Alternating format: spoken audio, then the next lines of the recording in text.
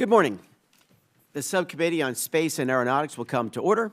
Without objection, the Chair is authorized to declare recesses of the Subcommittee at any time. Welcome to today's hearing, Strategic Trajectories, Assessing China's Space Rise and the Risks to the United States Leadership. I'll recognize myself for 5 minutes for our opening statement.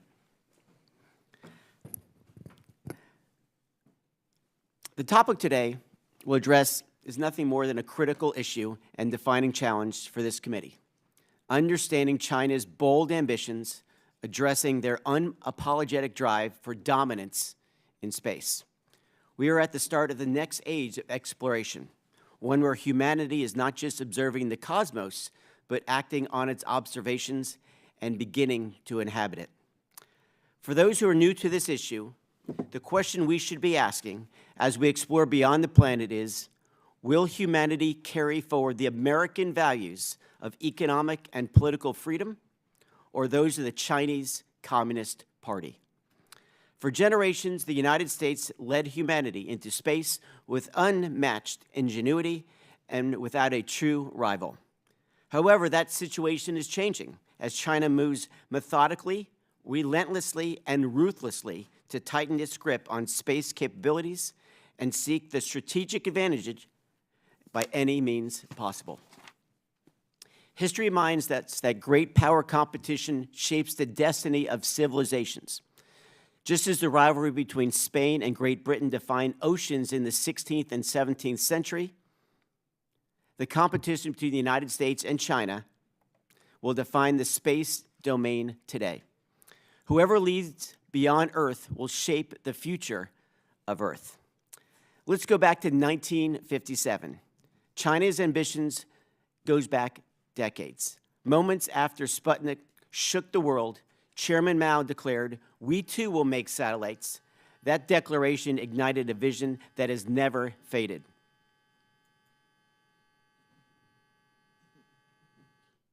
In 1992, China set into motion Project 921, its human spaceflight program, which continues today. In recent years, China's pace has surged, in part due to the declaration of the Space Dream, which transformed aspirations into coordinated missions for dominance.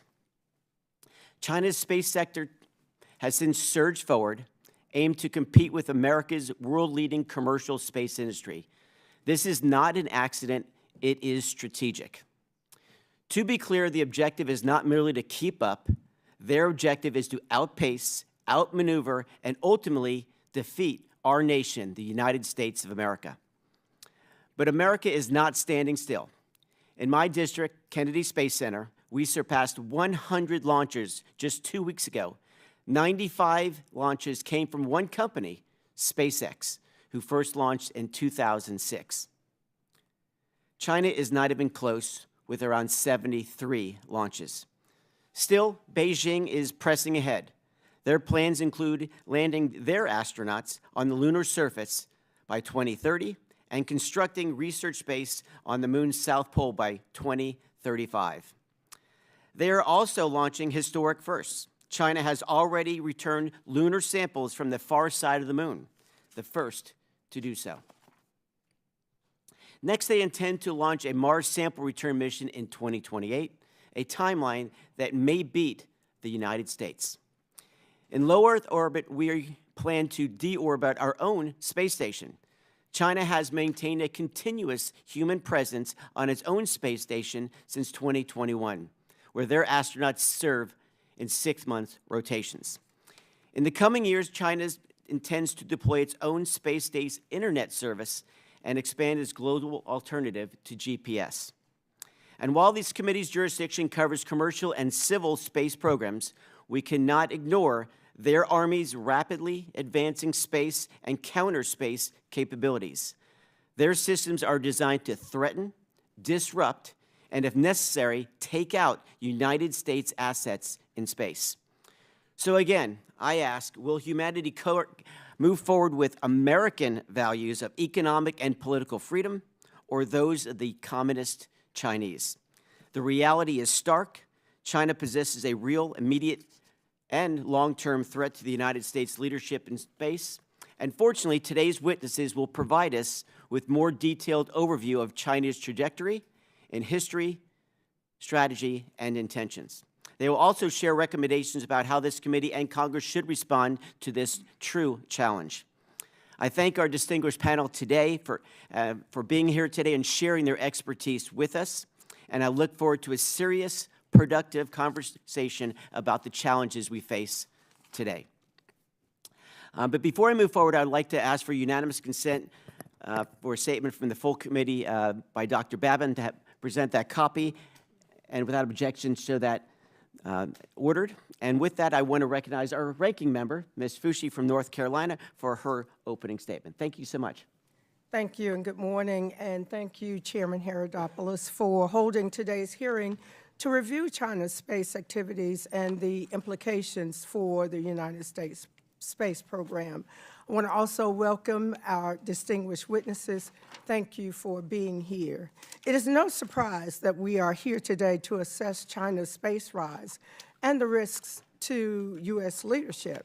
China's ascending space capabilities are fast approaching strategic comparability with the United States. This is intentional. Xi Jinping's space dream stresses the importance of China dominating the space domain. The recently released 2025 annual report to Congress of the U.S.-China Economic and Security Review Commission states that China has embarked on a whole-of-government strategy to become the world's preeminent space power. These are not mere projections or rhetoric. China is methodically carrying out increasingly sophisticated space capabilities in its efforts to dominate. China has joined the ranks of only the U.S. and Russia in launching humans into space. To date, China has become only the second nation to land and operate a spacecraft on Mars. In addition, China operates a continuously crewed space station in low Earth orbit and has racked up a number of firsts, including landing on and collecting and returning samples from the far side of the moon, and placing communication satellites around the moon, and more. That is not all. China has publicly announced its plans to land humans on the surface of the moon by 2030, establish a permanent international lunar research station by 2025, and acquire samples from Mars and return them to Earth in the early 2030s. In 2024, China released its first mid- and long-term plan for space science, in which it aims to achieve top-tier international ranking in major space science areas by 2050. Further, China is aggressively investing in and enabling a quasi-commercial space sector, as well as growing its international partnerships. Why does it matter?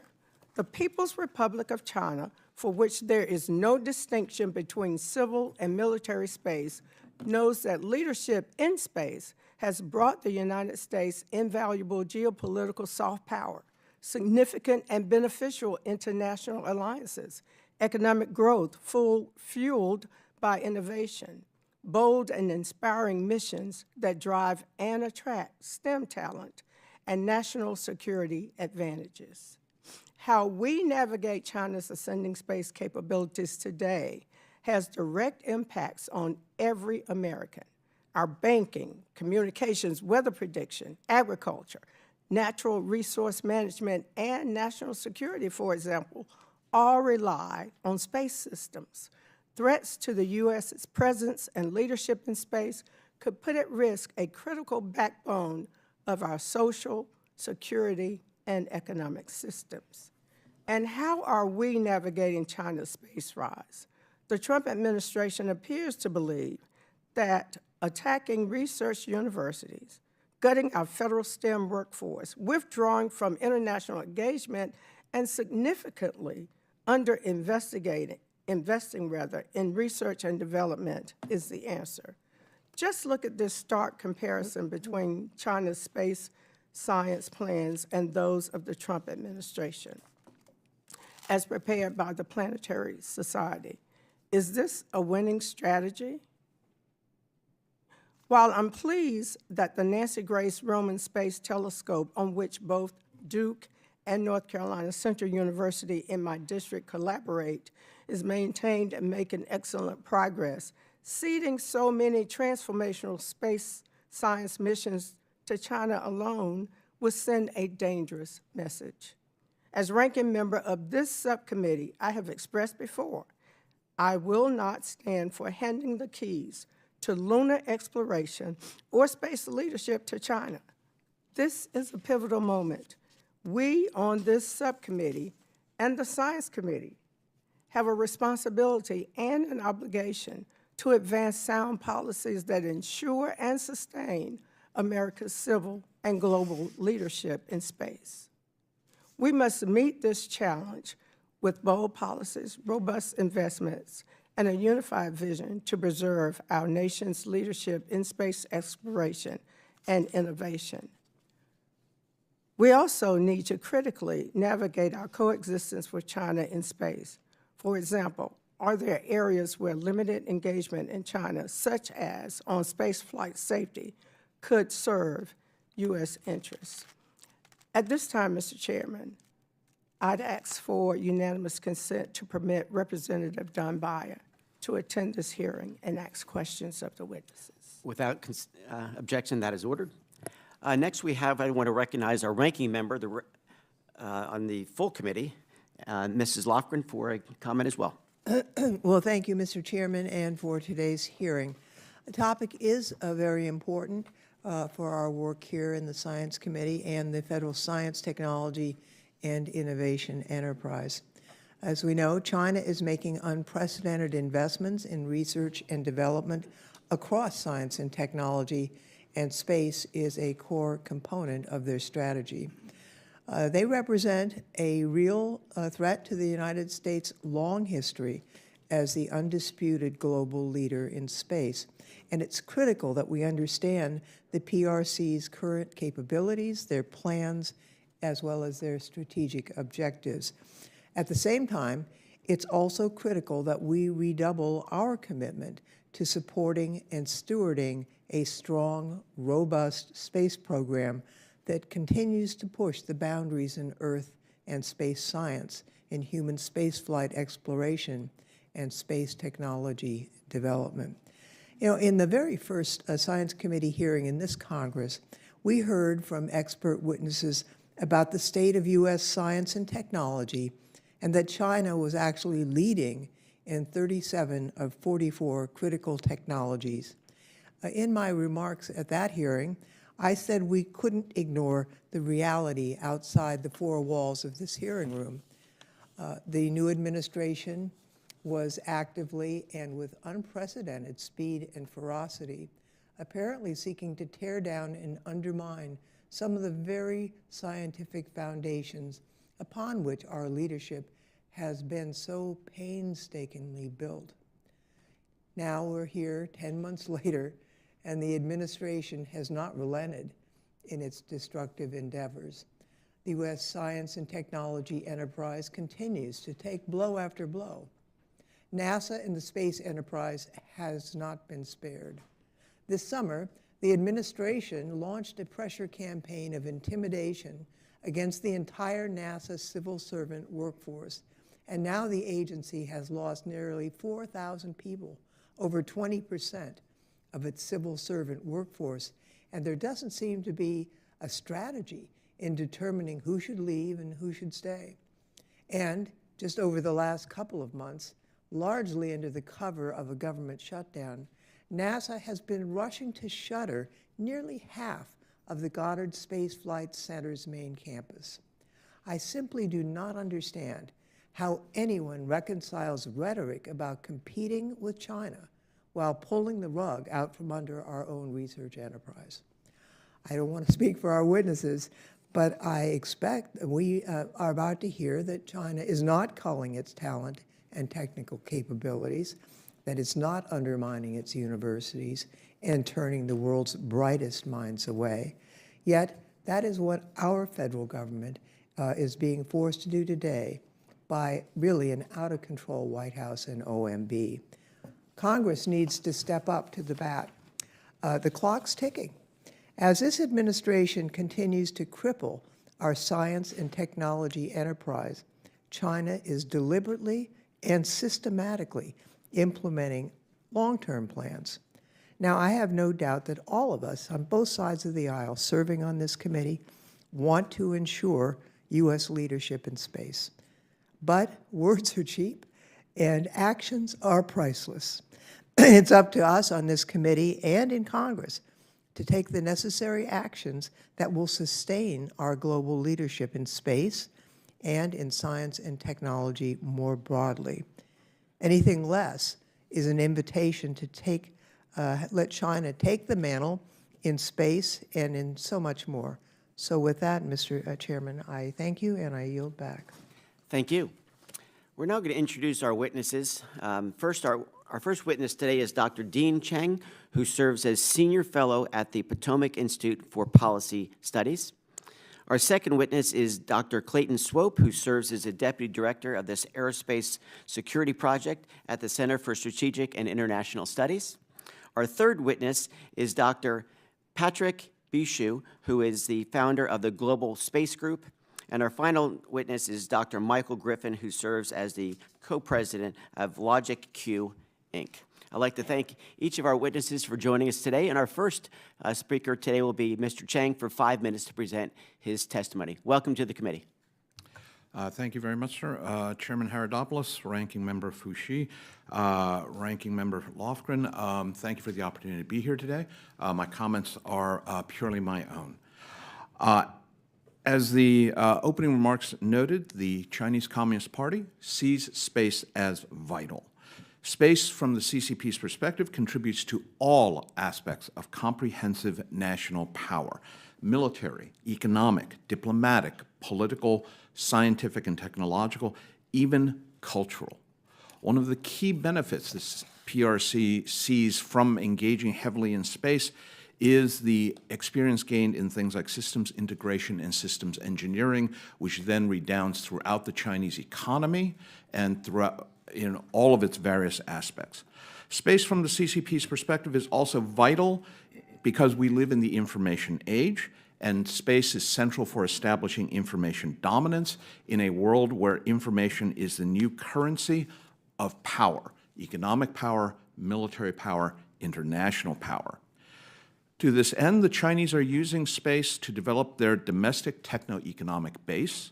Two key concepts in this regard: one is dual circulation, creating essentially a walled-off domestic economy where foreign players are not part of the supply chain, engaging in intense internal competition to generate new technology and efficient production, which they will then go out and compete globally against the rest of the world, including American companies. And the other element here is military-civil fusion, which is ensuring that every renminbi of investment serves both civil and military purposes.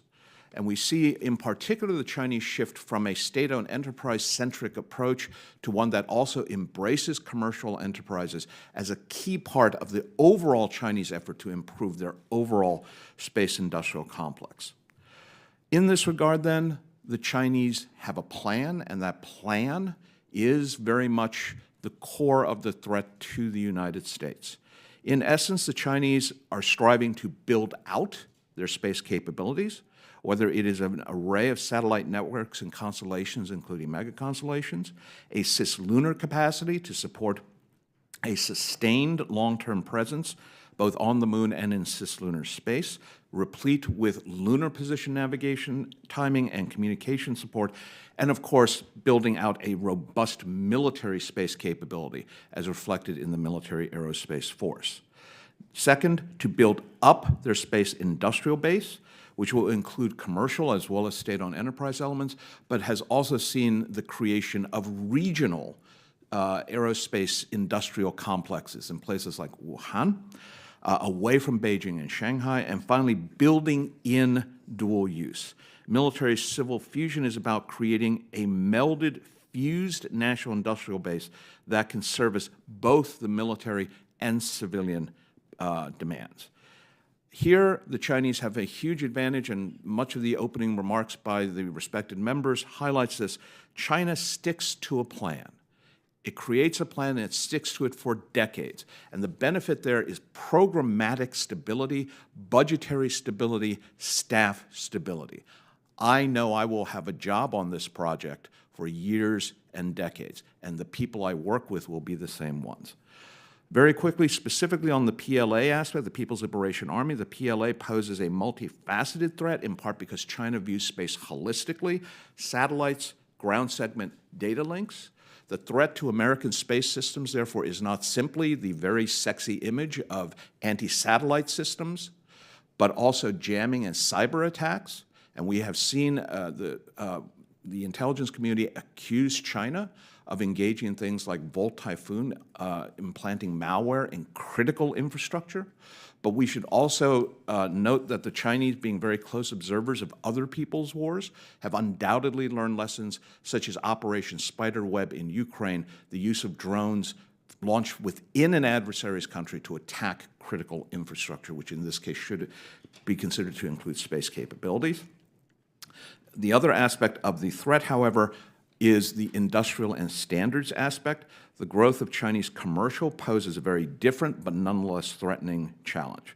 Why shouldn't other countries buy from PRC commercial companies? And Huawei leads the way in demonstrating how China has been very much able to use commercial capabilities to achieve inroads where it does not therefore have to use the military. Thank you very much to the committee for the opportunity to be here today. Thank you, Mr. Cheng. Next, we have Mr. Swope for 5 minutes. You are recognized.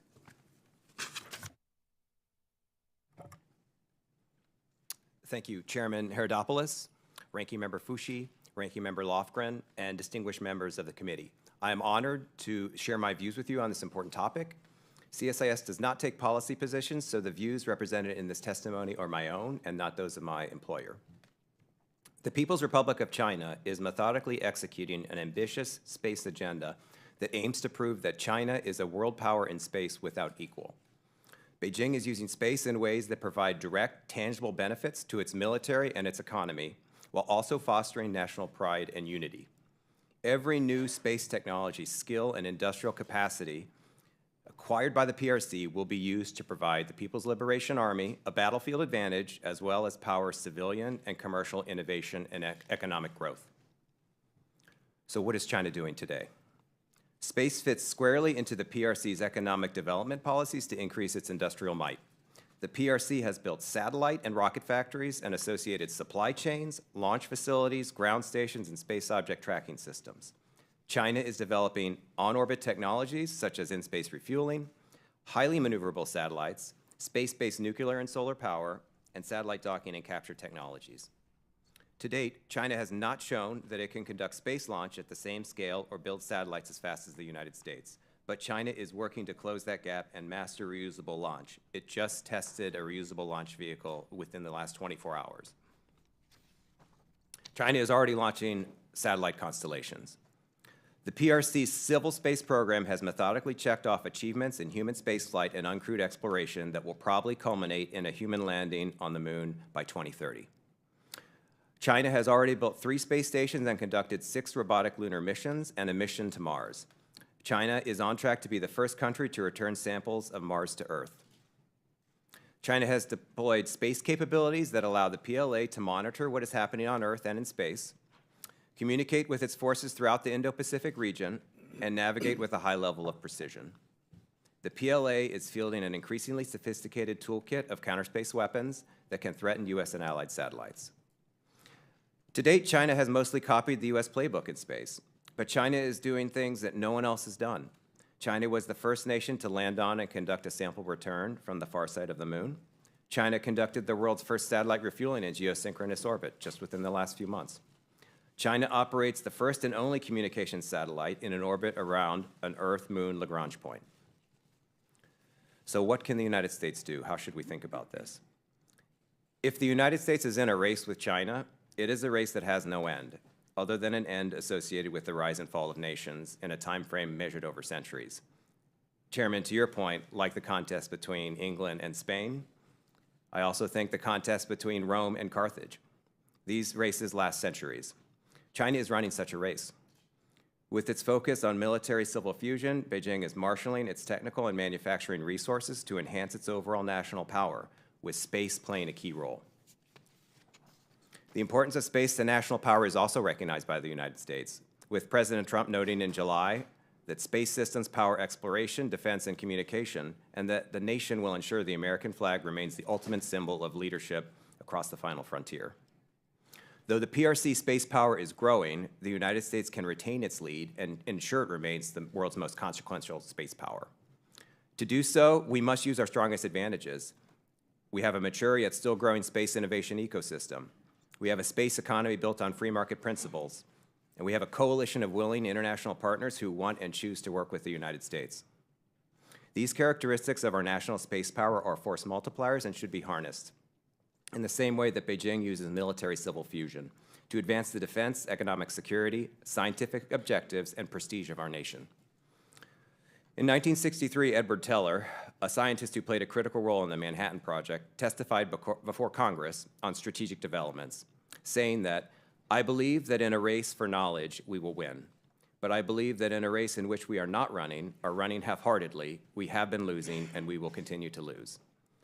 Today, we as a nation may face a similar situation in space. We have many advantages over the PRC, structural advantages, that we can use to maintain our edge. But to do so, we need to start running. Thank you, Mr. Swope. Next, we have Dr. Besha. I could pronounce your name correctly. I want to make sure Besha. Besha, thank you very much. You're recognized for 5 minutes. Thank you. Thank you, Chairman Herodopoulos, Ranking Member Fushi, and Ranking Member Lofgren, and distinguished members of the committee. Thank you for the opportunity to provide my perspective on China's space strategy and its implications for the U.S. You know, when I started at NASA 20 years ago as a specialist on China, the country had just launched their first astronaut into orbit and had not yet launched their first lunar mission. How times have changed. Today, the U.S. and China are the two most powerful spacefaring nations engaged in a long-term strategic competition that spans multiple elements: geopolitics, national security, economic competitiveness, social and cultural influence, and science. I'll briefly discuss each major area. Geopolitics, national pride, and prestige have been central drivers of China's space program since its establishment. Today, human spaceflight missions are most closely associated with these goals, including its current space station and planned human lunar landing and the International Lunar Research Station. Human spaceflight is extraordinarily expensive and highly symbolic, and so therefore serves a very powerful signaling function. The geopolitical stakes were once summed up by Lyndon Johnson as, in the eyes of the world, first in space means first, period. Second in space is second in everything. Today, the importance of space has only grown, with our national security and economy relying on it.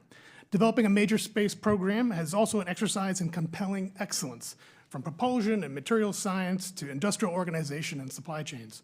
Space missions pull and push the development of new technologies while adhering to the highest quality standards. In essence, such missions provide a tangible measure of a nation's economic strength and geopolitical power. Secondly, our ability to operate in space is integral to national security, including our utilization of position, navigation, and timing, reconnaissance, communications. The same holds true for all major space powers. Second, space has always been intensely dual use, from military-funded civilian startups to federally funded research centers that build both civil and military spacecraft. In China, a similar phenomenon is referred to as military-civil fusion. It's part of a comprehensive effort to exploit the best innovation wherever it may exist. In 2019, images of Chang'e 4 on the far side of the moon were celebrated in the Great Hall of the People. Xi Jinping hailed it as the mission as a demonstration of a new type of whole nation system. Social and cultural influence also shapes the strategy of the space program. Spaceflight is a core part of the China dream of national rejuvenation, a return to the country's preeminent place at the center of the world, and now the expansion of civilization deeper into the solar system. Tying together China's ancient and modern cultures is a hallmark of Xi Jinping thought, and a push to promote the country's unique cultural identity while legitimizing party rule. One way this is symbolized is the use of traditional mythology in the naming of their space missions. Economic competitiveness is a measure of how well a nation's firms compete globally. It can provide insight into firm productivity, or how efficiently inputs are turned into products and services. China's state-owned enterprises typically lag its private sector firms in productivity. For this reason, it expanded the commercial space sector, which is now the world's second largest after the US. However, under its state capitalist model, the commercial sector is still robustly controlled by the state. from capital markets to firm management. Core to the nation's competitiveness is its manufacturing. China's ability to outproduce and outscale others is reflected in its roughly 1/3 share of all manufacturing in the world. With this comes process knowledge, not simply the building instructions, but the hands-on knowledge of how to build, how to innovate, and how to become more efficient. China has hundreds of space companies competing to drive down costs through process and scale efficiencies. As space becomes commoditized, this approach will greatly improve its economic competitiveness, just as it has in other sectors such as solar. The pursuit of science and the expansion of knowledge is evident in the country's recent achievements, as you mentioned. The first return of lunar samples since 1976, the first successful landing on Mars, a second country to land on Mars successfully. Its latest science strategy, covering the next 25 years, proposes ambitious missions to Jupiter and Neptune, Other key strategies, such as Made in China 2025, also prioritize space. Success in these goals, such as building infrastructure on the lunar South Pole and returning samples from Mars, would mark exceptional world-class, world-first achievements with significant national prestige and soft power effects. We are engaged not so much in a space race, but a long-term, broad strategic competition. I recommend a few measures that could support an enduring American advantage. Support Earth and space science robustly, including strategic missions of national importance. Establish a long-term Artemis mission manifest, and advance strategic international cooperation. I recently left NASA, but I have great optimism that the agency and its partners in industry can, if appropriately funded, continue to achieve the highest level of excellence. Thank you. Thank you, Dr. Besha. Finally, we'll have Dr. Griffin for his 5 minutes. Welcome to the committee. Chairman Herodopoulos, ranking members Fouché and Lofgren, and members of the committee. I thank you for the invitation to appear before you to discuss what I believe to be a critically important topic.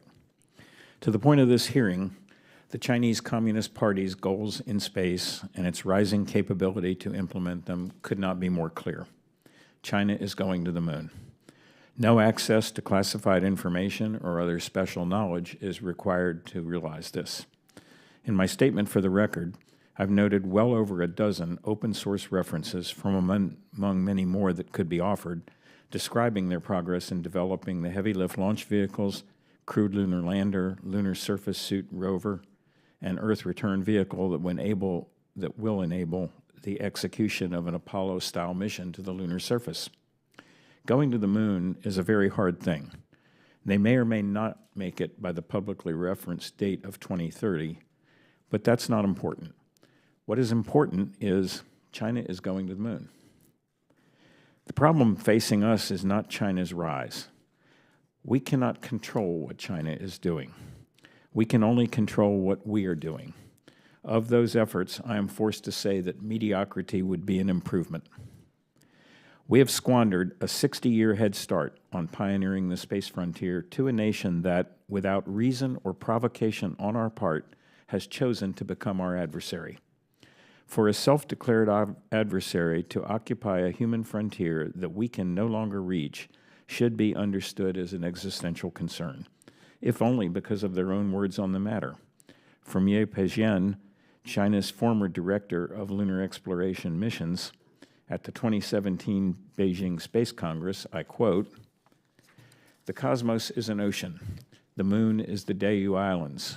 Mars is Hongyan Island, which we call Scarborough Shoal. If we can go, but don't go, future generations would condemn us. Once others are there, once others have occupied, no matter how much you wanted to go, you couldn't." This is a stunning statement. The United States and its allies and partners would never think to say that if we reach the moon while others cannot, they cannot also go there. The fact that key figures in the Chinese Communist Party hold this view should be of the utmost concern. But what is our response? When I appeared before this committee on January 17th of 2024, I offered a rather blunt assessment of NASA's plan for human return to the moon. I said it will not work in any reasonable time frame. Additional misgivings have been more recently offered by former NASA Administrator Jim Bridenstine in September 2025 Senate hearing, and by the NASA Aerospace Safety Advisory Panel, both referenced in my statement for the record. To avoid offering criticism without a solution, in my 2024 statement, I submitted a system architecture for human lunar return that could be implemented with systems available today or near term. I and my colleague, Dr. Lisa Porter, who contributed significantly to both that testimony and today's, subsequently offered a more comprehensive paper on that architecture available online and incorporated for reference in my statement for the record for this hearing. Others have also suggested alternative system architectures for human lunar return missions. However, NASA, 2 successive presidential administrations, and the Congress that oversees them have so far chosen to continue on a path that cannot work and which, even if it could, poses a level of crew risk that should be considered unacceptable. I will repeat my recommendation from 23 months ago.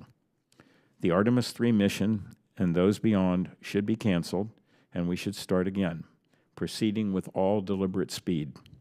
We have lost a lot of time. We may or may not be able to return to the moon before the Chinese execute their own first landing, or we may. Space is hard, and despite the progress that China is making, mission success is guaranteed to no one. But though we may not win at this first step, we cannot cede the pursuit and leave the playing field to others. The true risk the United States faces right now is not just in failing to return to the moon before China, but in failing to commit to what winning really means. In the long run, winning is about being first and then remaining to establish the protocols, the governance rules, and ultimately the culture and values, the primacy of the individual over the state, the rule of law, the right to own property, the bounty of the free market, that others who wish to join us on the human frontier must embrace. Establishing the foundations for that future cannot be accomplished without a sustained commitment. I am confident that China fully understands this. Thank you. Thank you, Dr. Griffin. I thank each of the witnesses for their testimony. I'll now recognize myself for 5 minutes for questions. Mr. Cheng, if we would, there's been a lot of discussion about schedules and the idea that the United States and China, of course, are in this race not only to the moon but beyond. But there's also been this unique conversation, like each one of you brought it up, in the sense that China seems to stay on schedule a little better than the United States at this point, despite, as I think everyone in this room knows, we put an additional $10 billion into NASA during the bill that we passed in July. That said, what allows China to stay on schedule, and what can we learn from their, at this point, success in staying on schedule? Mr. Chair, I think that one of the ironies here is that the very authoritarianism that is a hallmark of the Chinese system does grant certain benefits, one of which is the ability to coerce a workforce, overall government, but 2, because the CCP has set a target, whether it is to put a man in orbit or to put Chinese boots on the moon, that is then translated to programmatic imperatives across the bureaucracy, which is not to say that there aren't bureaucratic resistance centers within the system, but when it is high profile, when it is Xi Jinping or his predecessor Hu Jintao or his predecessor Jiang Zemin who says, you will make this happen, woe betide the bureaucracy that chooses to fight it. Alongside that is an economic structure that allows 5-year plans, which allows, again, the budgetary stability. If it is in the 5-year plan, it is bureaucratically approved. Everyone is going to go along with this. And conversely, the budget and therefore the staffing is stable for at least 5 years. That is an enormous benefit with regards to I've set a target, we are funding it. There will not be cuts because of a new Congress, a new president, a new legislature, a new director, and do not get in the way, not of these sorts of programs. And Mr. Swope, to build on that idea, you'd mentioned it in your comments, there are relationships within China between their main space agency and, as you put it, competitors within China. What are they doing differently in China with their, quote, private sector, whatever you can say about a communist system with a private sector, that they're doing that we could maybe improve upon and learn from? Yeah, thank you, Mr. Chairman. And I think the ranking member mentioned quasi-commercial space. That is how I think we should view it. It may be financed partly by private sector money, but in addition to money from the central government, it also has money from provinces and local municipalities. But one thing that I think we should think about with regards to how China operates, and I look at the quote on the wall here, where there is no vision, the people perish, from Proverbs. I think a lot of what Mr. Cheng said, too, is true here. When you have the ability to kind of march in the same direction for such an extended period of time, you're going to achieve things that you wouldn't if you had more uncertainty. But I think what they're missing out, though, is the free molecules that we have in our system where it does encourage innovation. You're not constraining the innovation to a certain goal. That is a benefit to the United States that the PRC just does not have structurally in their system. So I don't know if we should necessarily want to replicate how they approach that, how they approach that top-down approach to the commercial, the quasi-commercial sector. I think our free market principles-based approach, where you do have that chance for innovation and new ideas to percolate up through the ether, that's the best way to do it. I don't think we should try to alter the way that we innovate. And the question, Mr. Cheng, again, if I could, there's a lot of conversation about the Belt and Road that the Chinese have used across the world to, and I think, manipulate countries with debt issues along the line. What should we be fearful of as far as moving forward as they try to do much the same with space? Ironically, one aspect that we should be very worried about is the application of space technology to Chinese Belt and Road Initiative investments here on Earth. When the Chinese build a pipeline, a cell phone network, a telecommunication structure on Earth, timing signals are essential. And if the Chinese are funding it, one should not expect that those investments across the world in key areas, in key countries, in key regions for key resources are going to use GPS rather than Beidou. And that means that these countries are, in a sense, potentially signing up, without perhaps even realizing it, a structural vulnerability to create a structural dependence that will far outlast whoever is in the presidential palace or in the parliament leading their respective governments. Thank you so much. I'll now recognize our ranking member from North Carolina, Ms. Fushi, for 5 minutes. You're recognized. Thank you, Mr. Chairman. Dr. Besha, can you tell us about your former role at NASA and why you are no longer with the agency? Sure. Thank you for your question, Ranking Member Fushi. So I started at NASA as a China specialist back in 2007. I advised every administrator, including as a junior staffer to Administrator Griffin, until early 2025, including joining high-level NASA delegations to China. And I was the China expert in the administrator's office. Earlier this year, the Technology Policy and Strategy Office was eliminated, and myself and about a dozen colleagues were riffed. So you were the top expert and advisor on China at NASA, and you were riffed? That's beyond puzzling, and I would say incredibly alarming. From reading your bio, I see that you are fluent in Mandarin Chinese. Based on your observation of recent Chinese media, can you describe how China is perceiving and responding to the actions taken by this administration, such as eviscerating and driving out the federal STEM workforce, including a 20% hemorrhage at NASA, gutting NASA science, attacking research university, and drastically cutting U.S. investment in research and development? Yeah, I would say most of the discussion is about expanding their own science technology industrial base, expanding their funding for science programs, for technology. And to the extent they compare it with cuts in the United States, I've seen that as well. I think the criticism is muted. I think they're probably content to watch what happens here happen as they greatly expand their own industrial base. As I said in my statement, this is a pivotal time for U.S. leadership in space, and we on this committee have a responsibility to act. So to each of you on the panel, what should this committee prioritize as we look to reauthorize NASA and sustain U.S. global leadership in space? I'd like to start with you, Dr. Besha, and then move to Dr. Griffin, Mr. Swope, and Mr. Cheng. Well, I think your authorization is very important in that it helps set some guidance for how the agency should pursue its programs and plans. Emphasizing space science and earth science is critical, especially a balance between, say, let's call it generally, NASA-led projects and private sector. We still need strategic missions. We need very large missions. Mars sample return, it's not going to be a cheap mission. It's not going to be inexpensive. It's going to cost money. But we also need to understand what comes after Artemis 3, right? So with some clarity on what is the intention. Now, is it a long-term stay on the lunar surface, or are we going on to Mars? We need some clarity. And then to the extent we can kind of advance a more robust international relations policy, that would be helpful to compete with a strategic competitor that is using international cooperation. Dr. Griffin. Thank you, Ms. Fouché. I would make a couple of comments. The first, in answer to the chairman's question a few moments ago about sticking to the plan,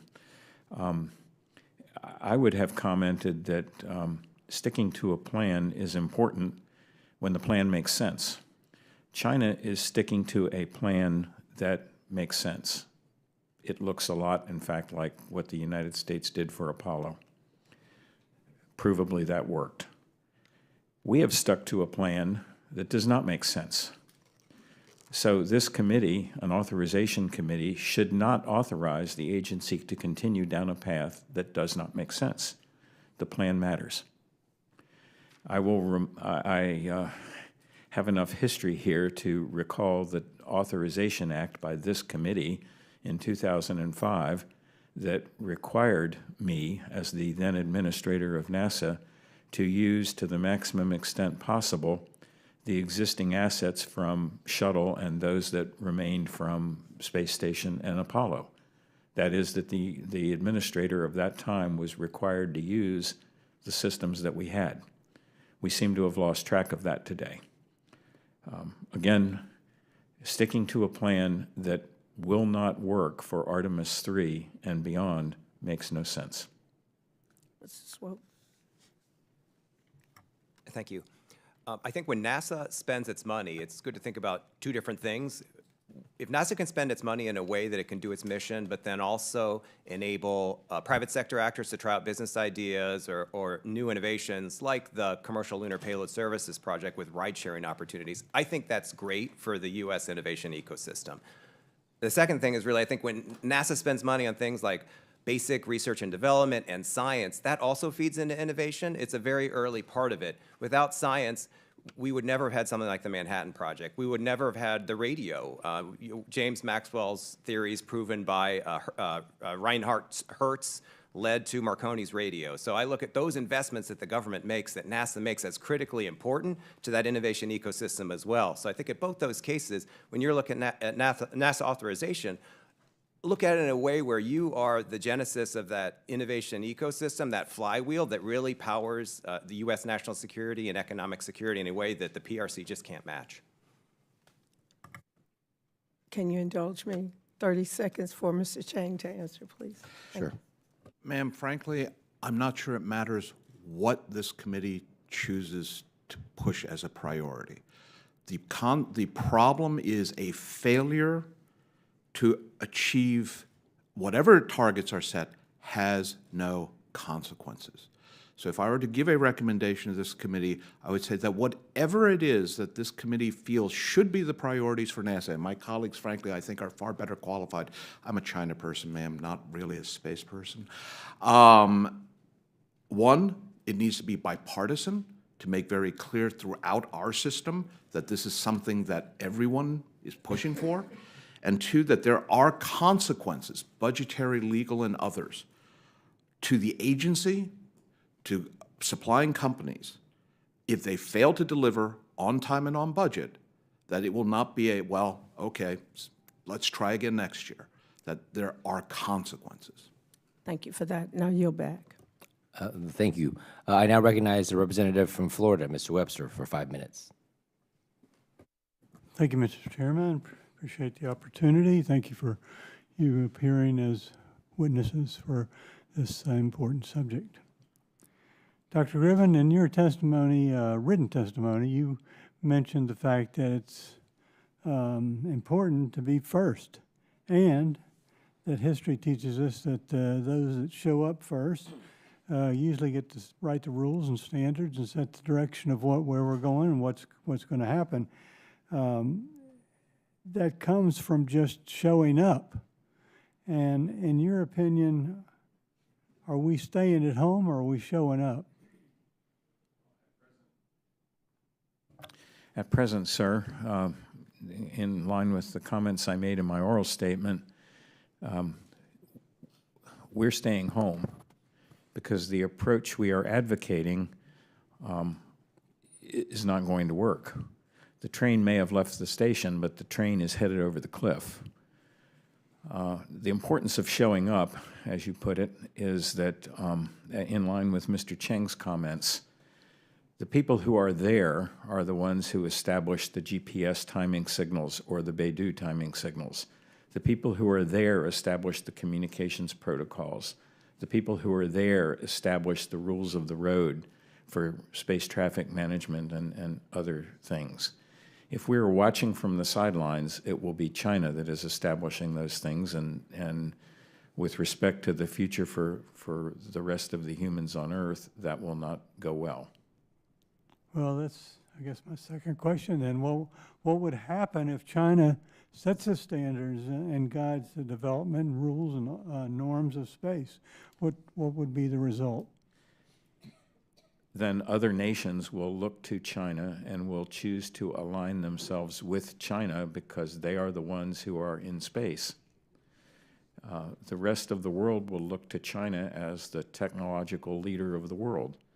Lyndon Johnson was not wrong 50 years ago when he said that first in space is first and second in space is second everywhere. Okay, thank you very much. Appreciate it. I yield back. Thank you very much. I now recognize the representative from California, Mr. Whitesides, for 5 minutes of questions. Thank you. I want to thank the chair and ranking member for organizing this substantive hearing. It's good to see you all. Good to see my old friend, Dr. Griffin, and others. Let's start with Mr. Swope. You note in your prepared testimony that China is likely to achieve something no nation has done before, returning Martian samples to Earth, with a mission launching in 2028. NASA's Scientific Mars Exploration Program has been methodically building towards the return of dozens of scientifically selected samples, the highest priority of multiple decadal surveys, but the agency has not settled on the plan to collect them, and the FY 2026 President's budget request would eliminate the program entirely. The scientific significance of abandoning this effort would be enormous. What would, in your view, be the geopolitical significance if the U.S. were to abandon its plan to retrieve scientifically selected samples from Mars while China moves forward on its own crash program to return Martian samples? Thank you for that question. It's a historic opportunity for humankind to maybe find evidence that there was life that originated on a planet that's not Earth. That's not really measurable, the significance of that discovery. What that could mean, I mentioned the impact on innovation from science, what that could mean down the road, the country that's the first to do something like that, to control that. I don't know if I trust the PRC to do that in a way that benefits the planet, that benefits our nation. So I think the huge impact is beyond just geopolitics, that you could pull off a mission like that. I think it has science and long-term implications of maybe what is conceivably the most important discovery in the history of humankind. Thank you. For Mr. Swope or Mr. Besha, you both state that one of our advantages over the Chinese is our allies, international cooperation. Of course, the administration has proposed cutting a wide swath of international space missions in its budget. Fundamentally, how does this impact our ability to compete with China? Either of you can answer. So there is another competition going on that is international, right? And so we are very conscious at NASA of how we expand our cooperation, because this allows us to influence. So Artemis Accords are a good example. We have a set of principles and values that we want to make shared. So we want other countries to agree with us on our set of principles. China's doing the same thing with the ILRS, the International Lunar Research Station. They have a set of principles, and they're looking to get a group of nations aligned with them to move forward. The difference between the two, Artemis Accords and ILRS, is that ILRS actually offers programmatic cooperation as well. And so whereas the accords are non-binding, this is programmatic. And so countries can join on the surface of the moon. And now when they start taking those first steps towards norms, towards standards, they'll have a coalition of countries along with them. And this bleeds over into other areas, say at the UN, on other topics and things like that. And so it's basically a competition of influence internationally. In the interest of time, I'm going to cut to my last question, which is for Dr. Griffin, who, by the way, I worked for about 25 years ago, I think. I can't remember. Anyway, Dr. Griffin, you're probably the closest to the agency today of this panel. Although, Dr. Besha, you were there recently. So either of you can answer this question. I think it's important that we expose what's the current state of NASA. So we've lost 4,000 people, primarily senior staff, but also junior staff, new employees, and recently promoted staff. Goddard's getting taken apart. JPL's getting cut. You know, there's just turmoil. Morale has dropped. But I don't want to put words in your mouth. What do you perceive as the current state of NASA, you know, at the end of 2025? Regrettably, I'm not that close to NASA anymore. It's been 16 years since I was there, and more. But from outside, I would offer the perspective that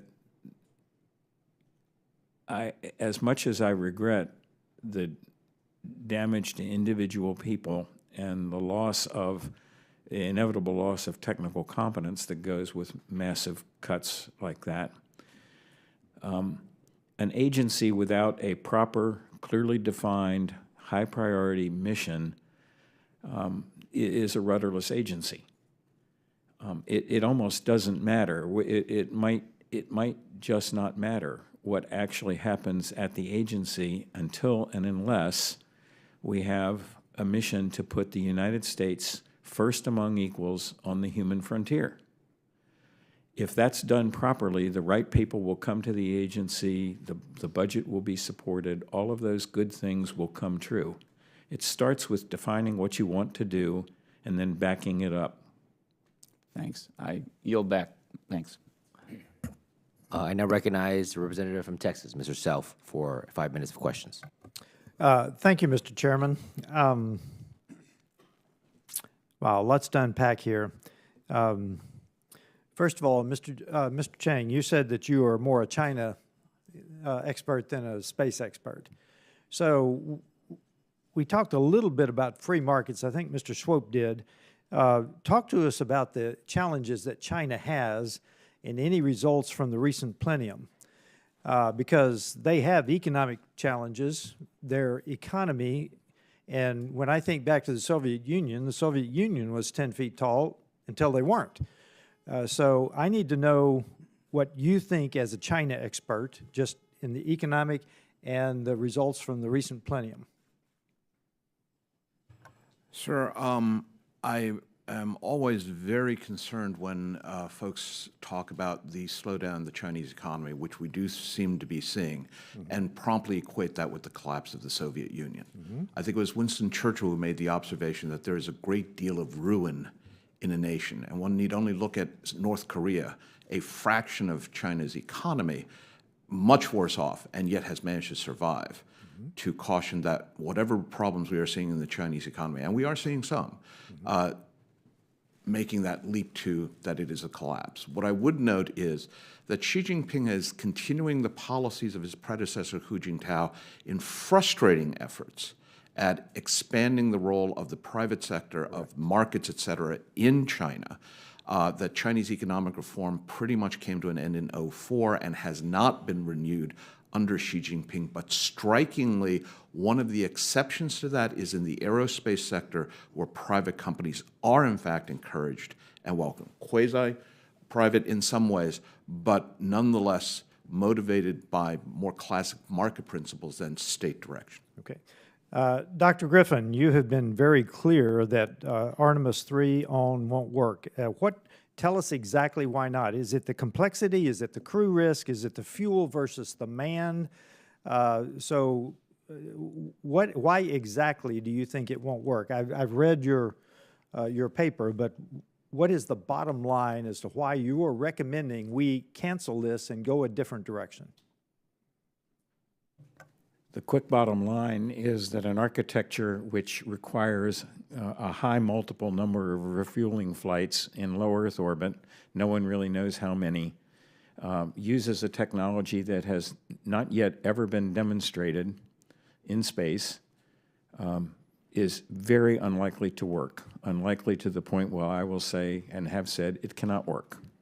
Secondarily, the length of time required for the Earth departure ship to remain in low Earth orbit almost guarantees that the propellant you have loaded will boil off before it can fully be used. Okay. And the requirement of the lander to occupy lunar orbit waiting for the crew for 60 to 90 days guarantees that the fuel will boil off. I do not see a way with the current technology we have to overcome those problems, and therefore we should not pursue that line of approach. Okay, probably, and I'll ask who would like to answer this. The Lagrange regions, L1 and L2, are prime real estate. Should we deploy them as a first strike to get something into the L1 through L5 perhaps, to include relay, positioning, navigations, timing beacons, space domain, sensors, so forth and so on? Is that a critical mission? To whom is the question directed, sir? Mr. Cheng. So first off, the Chinese have already deployed equipment there. I believe that this is one of those regions that will wind up becoming much more strategically centered. It would be beneficial to us to establish a presence.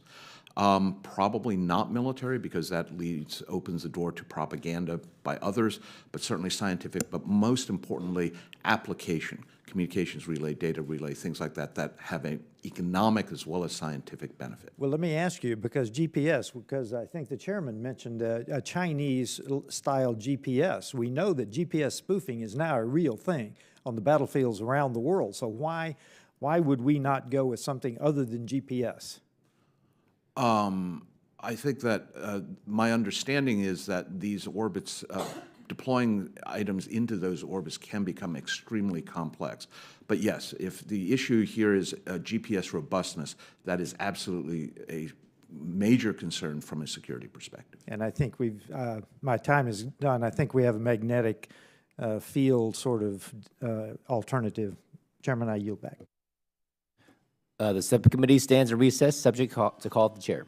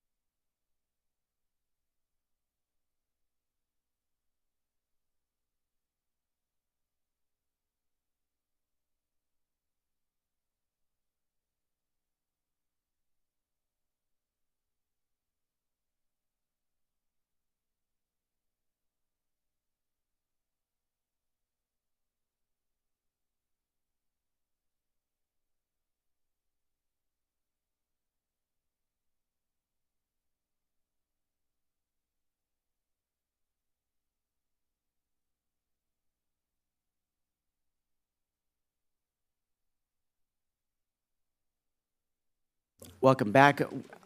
For our next, Ms. Salinas, you are recognized for 5 minutes. Thank you, Mr. Chair, and thank you to our ranking members, and thank you to our witnesses for being here today.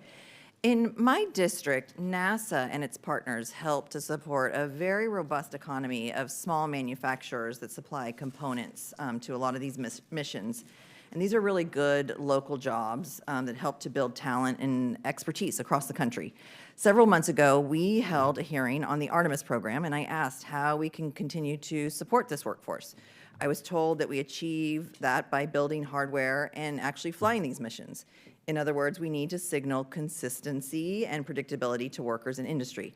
And this question is to anyone who would like to answer. What can we learn from China about the value of long-term planning and predictability, and how has their approach benefited their economy and their workforce more broadly?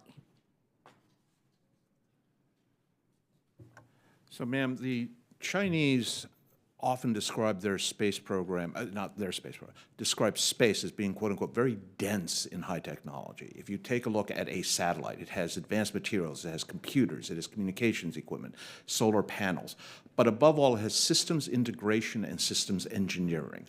All of those systems have to be able to work together in orbit, and since the end of the space shuttle, you're not going to bring it back for repairs.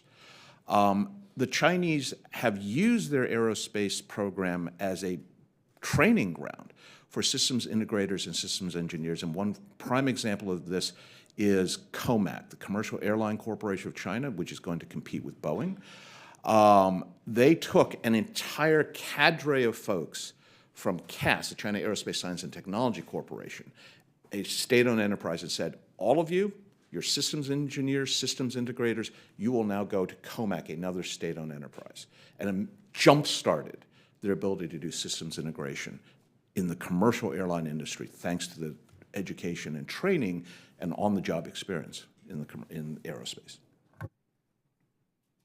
Dr. Besha? Thanks. You know, I think there are some things we might want to learn from China, but China's actually learning quite a bit from the U.S. When I was at NASA, I ran a study, the Civil Space Supply Chain Study, where we looked at manufacturers across the U.S. that were engaged in the Artemis program. And what we found is that small businesses are the bedrock for the program. It's mostly small businesses. And what I think China's learning actually from us is you can't only rely on a state-owned enterprise, a massive conglomerate. You actually need to go and find smaller companies that can produce bespoke parts and things like that that can then feed up into the larger enterprise. And we do that very well. And our supply chain integration is actually very good. The second thing I think China is learning from us is the ability for space to upgrade the technology. So you may have valves that work well in automobiles, but when you have to make them space qualified, it's a quality control process. So it upgrades a lot of the technology and the process along the way. They're learning that, and that's a process that they can extend to other industries as well. Thank you. I'd like to take a turn at that. I don't want to surpass China. I don't think the United States can or should try to surpass China by behaving like China. I want us to rely on our free market principles that encourage and allow and reward successful innovators to compete. The role of the government in this particular enterprise, since going to the moon is not remotely a commercially successful activity in anything like the near future, the role of government is to establish the point that we are creating a program, we are going to sustain it. We, the United States, with our allies and partners, are going to be on the moon for the foreseeable future, and by doing that, we establish a demand signal which will allow the best and the brightest in industry to come forward to produce those capabilities. If the U.S. government does not set that kind of a consistent demand signal, then we should not expect industry to invest alongside. Thank you. Mr. Swope, would you like to answer? Yeah, I just thought about when I was in high school, I had friends that their family owned a factory that built machines that built mattresses. So I thought about the time that it takes to really ramp up to do something like the Artemis program. And to me, that's where that commitment, that stability is needed from a government standpoint to the demand signal, but also put the money on the table to say, this is what we want to buy So then that trickles down through all those other suppliers. And I also worked for Derek Kilmer years ago, and I remember going out on the Olympic Peninsula, and I found a company that was building something for Blue Origin. I'm like, this is super cool. Yeah. And all the time it took for that to ramp up, it just can't turn on a dime. So I think that's the biggest lesson there for companies like that at the very, very back end of that. It takes time to get to the point where we are building a rocket that's going to go to the moon. That's right. And I think, to your point that I think many of you are making, if President Trump's proposed 24% cut to NASA's budget were to actually go into effect, what could we see in terms of the long-term implications for our workforce and thus our ability to compete with China? Dr. Besha? So the supply chains around a lot of these projects. Please keep your comments to a minute. We're already over time. Yeah. Oh, I'm so sorry. I did not realize that. The supply chains are very extensive. They affect a lot of suppliers, and some of these suppliers are single source suppliers. So they have very few, they have one customer in some cases, and that customer is NASA. Thank you. I yield back. Thank you. Next, we have the Congressman from Georgia, Mr. McCormick, for his 5 minutes. You're recognized. Thank you, Mr. Chair. It's interesting, just in the last line of his questioning, I heard each one of you point back to supply chains, single sourcing, competitive markets. One of the problems with competition, which I'm all for capitalism and competition, but when you have a monopoly of several critical minerals that a foreign adversary, or at least a peer competitor, controls, what are we doing to solution for that? I mean, I don't see it, because right now we basically don't have a competitive market. We don't have a market. All we have is one country that controls all the resources for something that in the military probably supplies hundreds of thousands of parts that are literally the bottleneck, and it's probably one of the reasons that our fleet readiness for all aircraft is around 50%, which is atrocious. If we get into a war, we're done. And in space, which is something that obviously is the final frontier, if you will, what do we do to prevent that from being a choke point for us? They literally have us by the neck. What are we doing? What is a good solution? And I don't want to hear generalities of open market, because we don't have an open market. We have a monopolistic system. What can we do? And I have my own ideas, so hopefully we get somebody that gives me a good answer so I don't have to interject my own opinion. But I'll start with you, Mr. Cheng. To break your question into several smaller buckets. First off, while China has an advantageous position, it is not the sole producer of rare earths. Rare earth actually is a terrible misnomer. I think other more scientifically oriented folks prefer platinum group metals. There are other places that do produce them. There is, unfortunately, only one facility in the United States, and one of the reasons for this has been additional regulatory considerations, including environmental, that basically say, well, if you're going to mine that, you have to do X, Y, and Z. Suffice to say, the Chinese are not as enthusiastic about environmental regulations. The other aspect here is that whatever the rare earths are that you mine, you have to process them, and that is enormously polluting. And the Chinese have been more than happy to be the primary rare earth processor. So you may mine it in India, you may mine it in Canada, it still gets shipped to China for processing. I believe back around 2018, the United States broke ground for a domestic rare earth processing facility. To be honest, I don't track that very closely. I don't know what the status of that is. But if you want to break the Chinese monopoly, it is not enough to open up more mines. It is absolutely essential to open additional non-China located processing facilities for rare earth minerals. So, Mr. Chair, and I'll just go with that because I'm already halfway through my time, and that's how it works here. I will accentuate your point. We have 10 rare earth minerals we have no access to except for through China right now. Another 10 that we have limited access at best. Our regulatory burden and our inability to mine and process these rare earth minerals have put us not only at a strategic disadvantage, but actually in a worrisome position for any future conflict. We're not ready, simply not in a military sense or especially in a space sense. We think, and this is something I challenge both sides of the aisle to look at realistically. Just because we don't pollute when we get these minerals we're going to use anyways, doesn't mean that they aren't polluting 10 times worse than we would with the same minerals we're going to buy anyways and use anyways. So it's not conservationism. It's not a smaller blueprint of carbon emissions when you buy from China. It is just pretending like we're not polluting when we're actually polluting more. I just want to be very realistic about this. The future is America using the resources we have without the regulatory burden that makes it too expensive to do, because we're going to have access regardless. Or the alternative is don't be competitive. That's not going to happen. We're America. So I challenge both sides of the aisle to take a realistic look at, we have to have access to these things, and we'll do it cleaner, better, and cheaper if we're not overly regulatory, putting over regulatory burdens on the American businesses. And so let's just take a really honest look at this scientifically, domestically, so we have a chance into the next century. And with that, I yield. Thank you. I now recognize the representative from Illinois, Mr. Foster. Thank you, Mr. Chair. And this is on the subject of rare earths and permanent magnets specifically.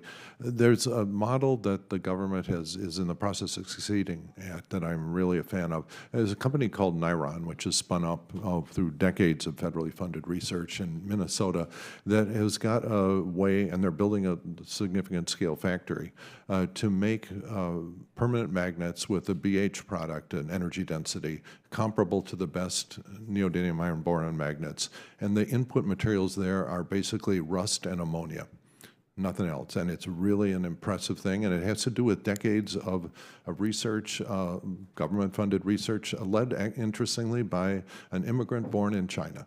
So there are a bunch of lessons, I think, that we should learn from that, and one of which is to not push away foreign talent from our shores because of unfounded worries.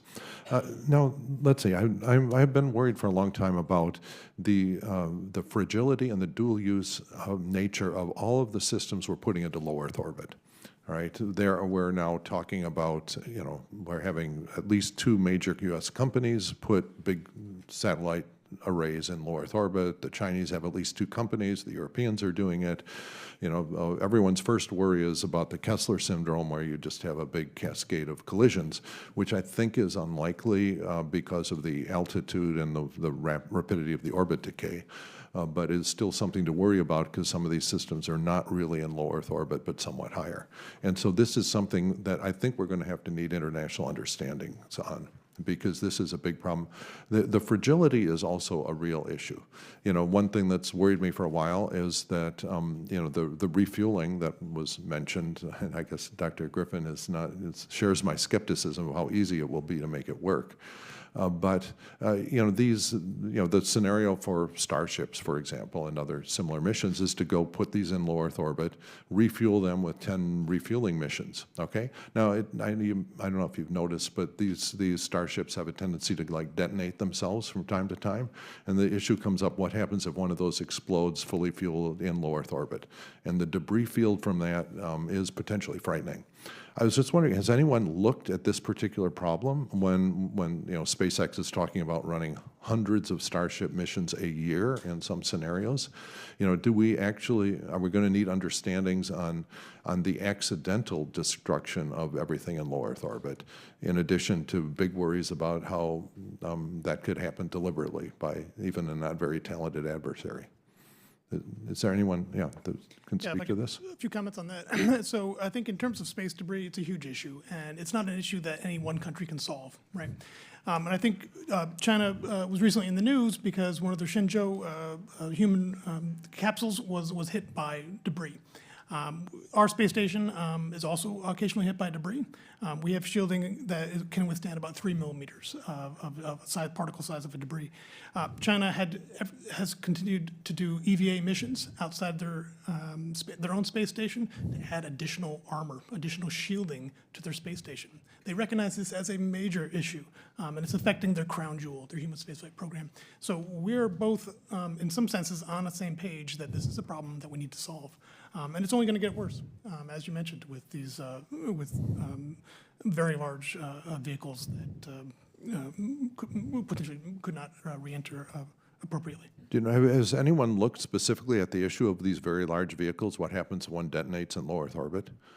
Because I actually had Claude Code write me a simulation of it, which I'm not willing to quote the results from, but it was, people have been studying Kessler syndrome for decades, and there are computer codes that do that pretty well. And I guess we must have a pretty good idea of how many fragments of what sizes are liberated when something blows up on the launch pad, at least. So it seems like we have the information to understand, the size of the debris field and the damage it will do to, very militarily important assets, including, the Golden Dome, which is now talking about, many tens of thousands of additional assets in low Earth orbit, with many countries having an incentive to accidentally on purpose destroy them all. So I was just wondering if that's something that really we need some more study on. So, all right. So I guess I am now down to 15 seconds. So I'll just, if any of you have thoughts on that and could respond for the record, I'd be really interested. That is something we have to keep our eye on. And I think ultimately we're going to have to negotiate with China and the other countries, spacefaring countries, to come up with some understanding. We can't just go off doing what we're currently doing. Thank you. Yield back. With that, I recognize the representative from Utah, Mr. Kennedy, for 5 minutes. Chairman Herodopoulos, thank you for holding this important hearing on the space race with China. And I want to be very clear where I stand. The Chinese Communist Party is a major threat to our national security. For years, I've been calling attention to the Chinese Communist Party being a dangerous and aggressive adversary. We must expose their every underhanded and subversive action. Passivity on our part will only be rewarded with more aggression. There are some voices that would question why going back to the moon should be a priority, given we have already achieved it. I would counter that this isn't just about national pride. It is a national security imperative to beat China to the moon, because the Chinese Communist Party intends to establish a lasting presence with exclusionary zones for their own economic and national security benefits. It's important that we understand where China's space program is at and how we can do everything in our power to win this race, because the stakes are too high. And thanks to the witnesses for their testimonies. Dr. Griffin, I have a question for you. I'm a co-sponsor of Chairman Hill's Taiwan and American Space Assistance Act to establish a partnership between TASA and NASA. And of course, we have the Artemis Accords with 60 countries. Can you describe, Dr. Griffin, the importance of these international partnerships to maintaining U.S. preeminence in space? I would offer the view that if the United States is not willing to partner with other nations in the world to be on the space frontier, then they will have no alternative but to partner with China, or they can choose to stay home. It's my observation that every nation that reaches a technological level where they can do something in space wants to. In some ways, it's like owning the only swimming pool in your neighborhood. You become an attractive nuisance. So since that is observably true, nations that can do space want to do so, but the barriers to entry are very high. The United States can lower those barriers, or we can watch while China lowers those barriers. I think the latter course of action is not what I would recommend. Thank you for that response. China has also used radioisotope power systems to survive the lunar night since 2019, giving it the only continuous presence on the moon, and it plans to launch more missions using this technology in 2028. U.S. landers, by contrast, are limited to 14 days because they can't operate through the lunar night, and NASA has not incentivized commercial providers to adopt radioisotope power systems at this point. Dr. Besha, thank you for your testimony earlier. How can the United States leverage commercially developed radioisotope power systems, as China has to ensure our lunar landers can survive the night and operate continuously on the surface? Thank you. Well, the U.S. actually does have commercial companies that are exploring radioisotope power systems. Some of them are here today.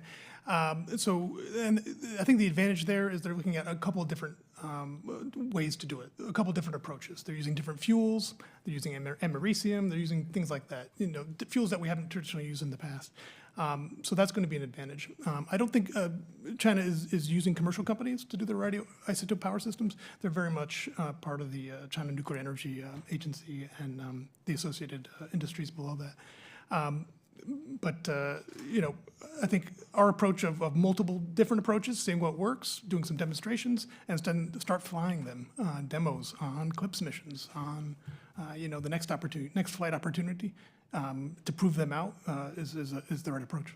Thank you for that answer. Mr. Swope, I have a question for you as well. As Acting NASA Administrator Duffy announced plans for a fission nuclear reactor on the moon by 2030, and I'm very supportive of that effort.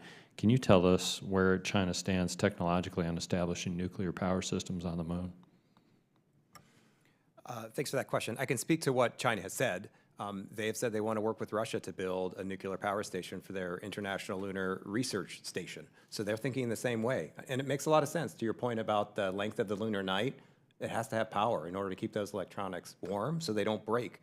So I'm not surprised that China is moving in that direction. I think the approach of the acting administrator to look at industry in the United States to see if they can come up with good ideas, novel ways to do that, innovation, like Dr. Besha said as well, is the best approach. I think we're going to come out ahead on that.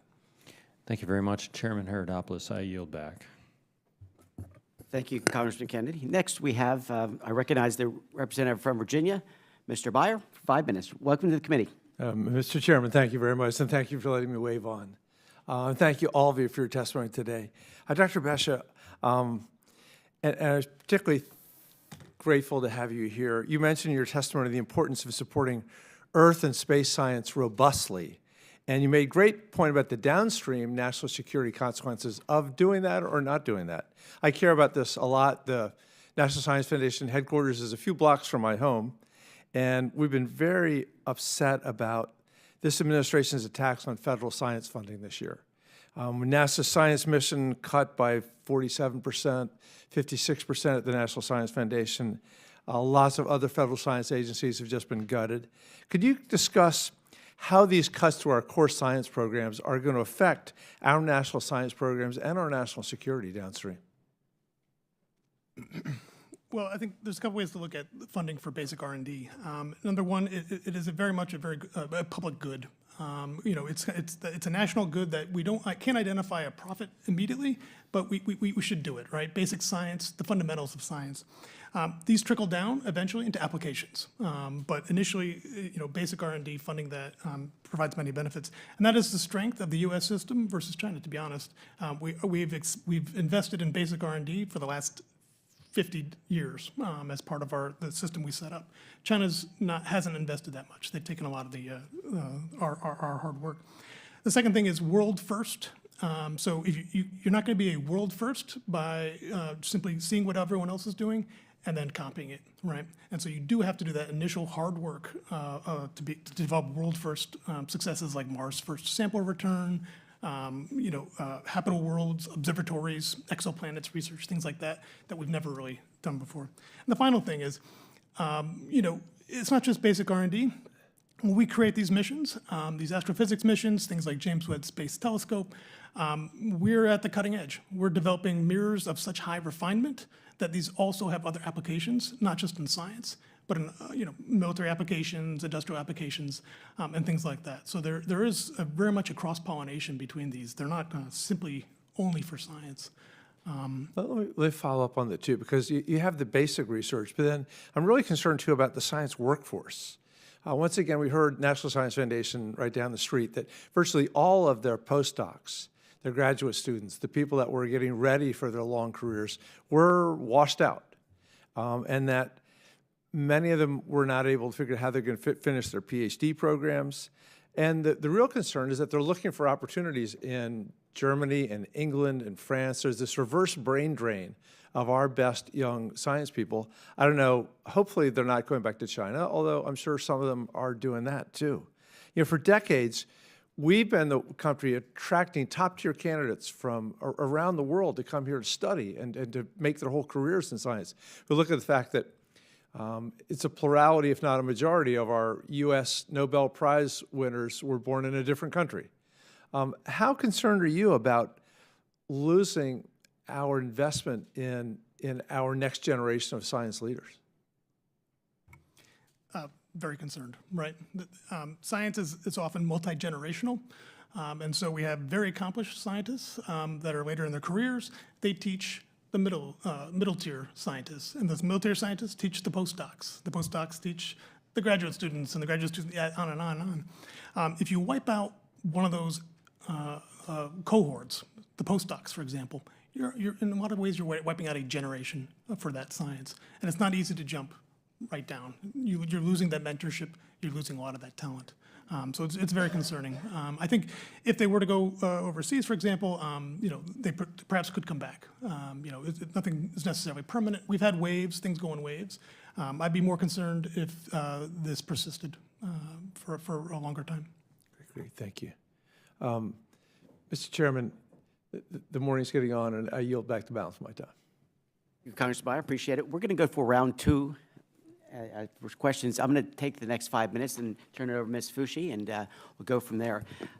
Dr. Griffin, you'd mentioned a few times now about Artemis 3 and your concerns, and I think those concerns have been heard today, of course.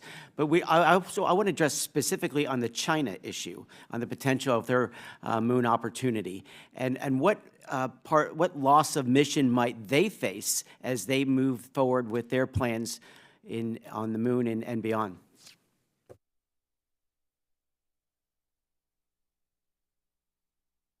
Thank you.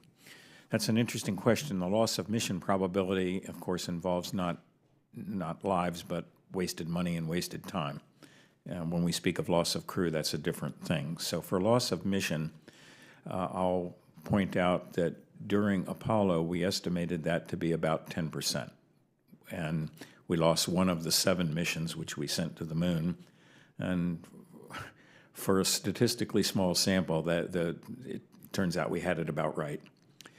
China's approach to exercise their first missions to the moon is quite a lot like Apollo. So I would estimate that they have a pretty similar loss of mission probability as Apollo did. So I would say 10% or maybe a little bit lower because there's been a lot more experience over the last several decades.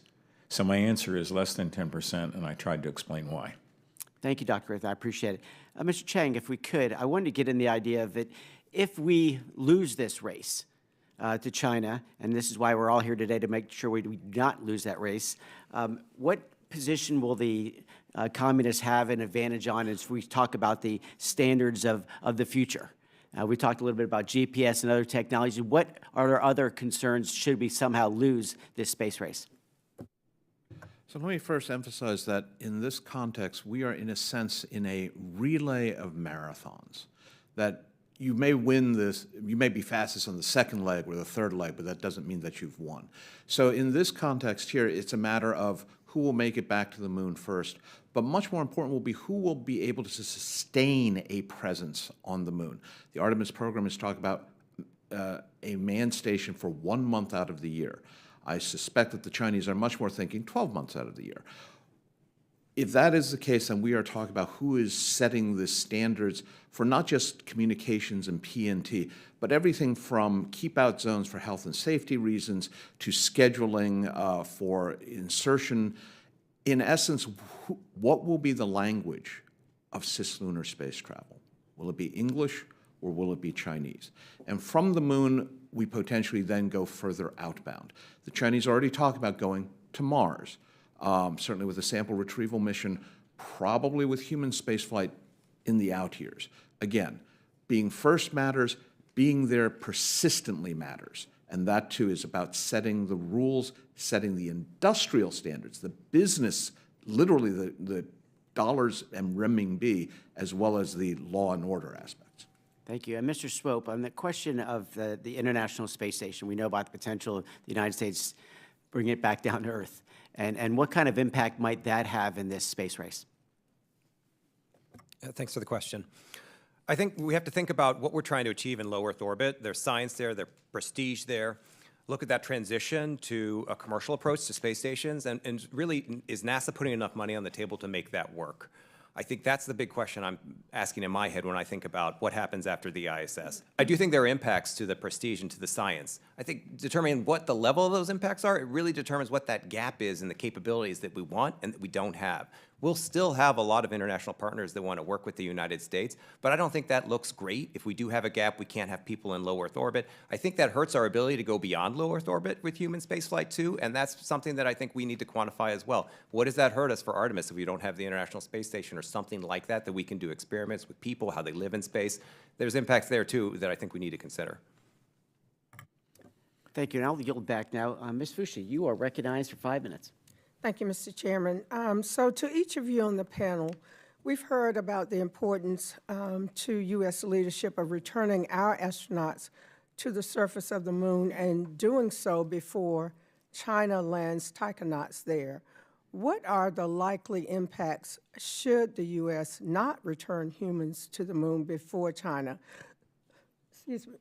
So please answer with a quick yes or no. Number one, is NASA on track to return humans to the moon before taikonauts set foot there? We'll start with Mr. Cheng.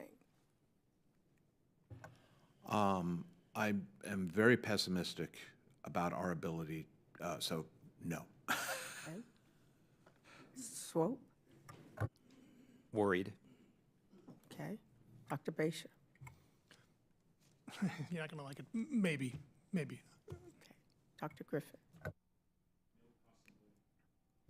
No possible way is NASA on a track to return astronauts to the moon with the present plan.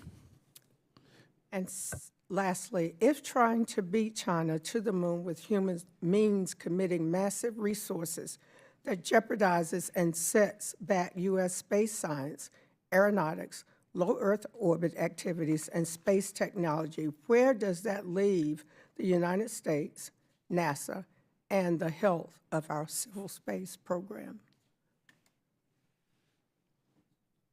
I'll start. NASA was created in the late 1950s to pioneer spaceflight.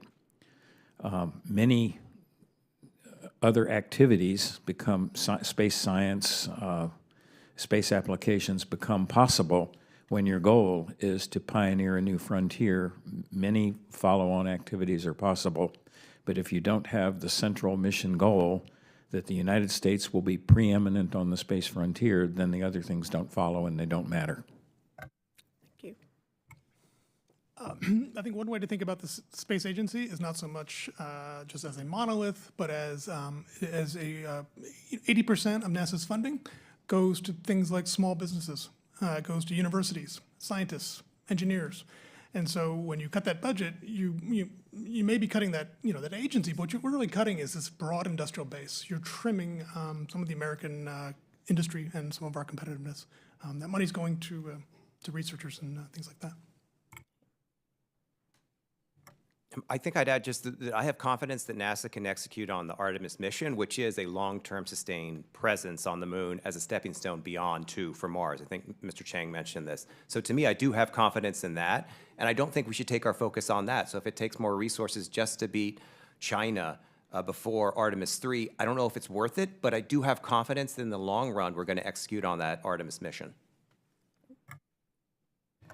Because China confronts us with a whole of society challenge, I would really hope to see that NASA integrates itself more broadly into our terrestrial efforts. Why hasn't NASA sent a team of astronauts on a goodwill tour of Africa, of South America, to bring home the achievements of American space capabilities? NASA has one of the best brand recognitions out there. Coca-Cola would kill to have NASA's reputation. But they don't seem to have integrated themselves into that broader competence, which the Chinese absolutely do. Thank you, Mr. Chairman. I yield back. Thank you. Representative from Georgia, Ms. McCormick, you're recognized for 5 minutes. Thank you, Mr. Chair. First of all, I love that idea, Mr. Cheng, on the way NASA goes out there and markets itself. I, too, would love, as a pilot and a physician, I'd like to get out into outer space myself. They market it quite well to me. Mr. Swope, you in your writings have talked about the fractured regulatory burden on our companies and how it kind of makes us non-competitive. Meanwhile, China has been basically getting rid of all the burdens. They can do that because they're kind of top-down driven. They don't have any balance in our government. What can we do that would put us in a more advantageous position so that we can actually be competitive in this future market? Rather than, for example, we have regulations on every single launch. If you change something, even for safety, to make it more safe, you have to go back and reapply. I'm just going to give one example for that right to launch the next time. Ridiculous, because you did something safe, and now you're getting punished for that by saying you're not safe enough to launch again. That's one example, but give me some examples that we could do here in Congress to make sure that we continue to be the most competitive market encourage people to stay here, launch here, and excel here in the greatest nation in the world rather than become an afterthought in the space race. Yeah, thanks for the question. I really think you nailed it there.